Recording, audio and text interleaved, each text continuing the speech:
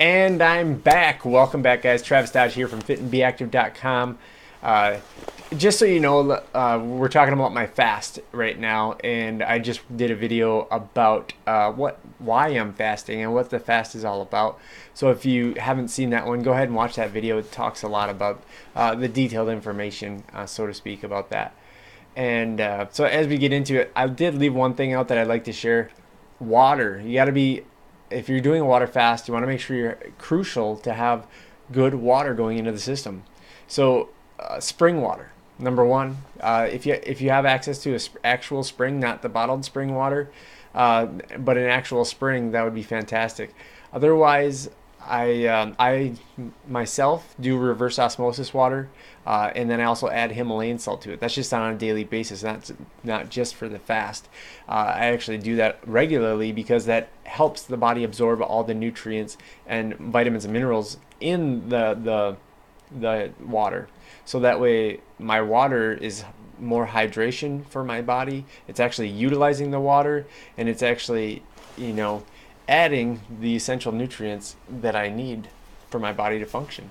So there's many things that Himalayan salt does. So I highly recommend giving that a whirl, adding that to your daily routine of water. So, but if you're fasting and you don't have access to spring water, use Himalayan salt with some blank water like reverse osmosis. Um, or high pH, any sort of high pH balanced water would be fantastic. So Himalayan salt alkalinizes the body, helps natural energies, all kinds of things. Getting into my days, day one, I was at work all day, and actually I was there literally all day. So from the time I dropped my kids off at 8:40 a.m. until it was probably about 10 o'clock at night, I was there. And so I brought my water with me, and one of my coworkers had to remind me that I was on a fast because I was sampling out this energy dynamic greens, and she said, I was like, oh yeah, I want to try that. I haven't tried that flavor yet. And my coworker Ella, she's like, no, aren't you on a fast? And I'm like, oh yeah, I am. So it's really easy to get off track, and really like my mental thought process was just like, I was so excited to try that thing. I didn't even think about that I was on a fast. So that was about the only time that happened. But she reminded me, got me back on track. And I felt pretty darn good throughout the day. I didn't really have a whole lot of cravings. I had a little bit of something that was like a hunger, but it wasn't like any stomach pains or any nausea or anything like that. Went on to day two. I woke up. I felt refreshed. I felt good. I didn't feel hungry. It was good. And so the day went on, and it was a long day. I had traveled a lot, did a lot of things, went to a lot of classes. I actually went shopping, grocery shopping to 3 different stores for my children while they were being cared for. So I was out shopping in the middle of all these wonderful, fantastic smells. It was that was probably one of the most challenging times. Also, I went to a meeting that had lunch, free lunch, that was home cooked meal, and it smelled so fantastic. And I sat around 250 guys that were eating, and I'm fasting, so I didn't get to eat. I chose not to eat.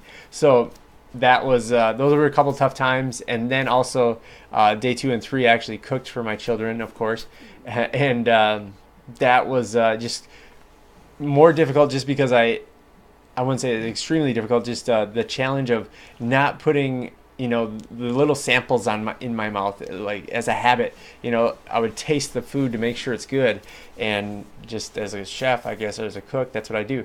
So I taste it, or if I spill something on my hands, I would lick it off.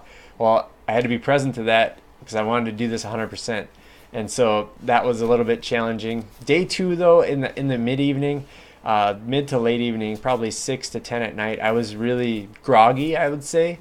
And I believe that has to do with because I didn't allow myself to get enough water for the first portion of the day. So I was really lacking in water.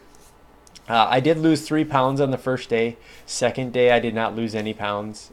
Still at the same weight. Obviously that's probably just some water weight and the food being removed. So I mean, my body's doing really well. Day 3, woke up feeling fantastic. Literally, it's been the best day yet. I'm not that hungry really, so just my senses are up. I cooked some food for my kids for lunch, and I took it to them at school, and we had a blast there. And it was just it was amazing to smell the senses of what's going on in that room. It was just fantastic. I don't know how to explain it. Your senses, my senses, just like are through the roof right now, and I love that. And I'm excited to share more about my spiritual journey as it comes along. I believe it was a little bit more difficult at first, in the day 2 especially, with all the cravings and the thoughts of food, because I was having all the smells and this and that. But I'm feeling amazing today, so I'm excited to get into the spiritual aspect and start some meditation of sorts. So keep watching, guys. Like I said, this is the end of day 1, 2, and 3 together. Jam-packed it together for you guys. Thanks for watching. I hope this is helpful to you. If you have any questions, post below any questions that you have, and I'd be glad to answer them.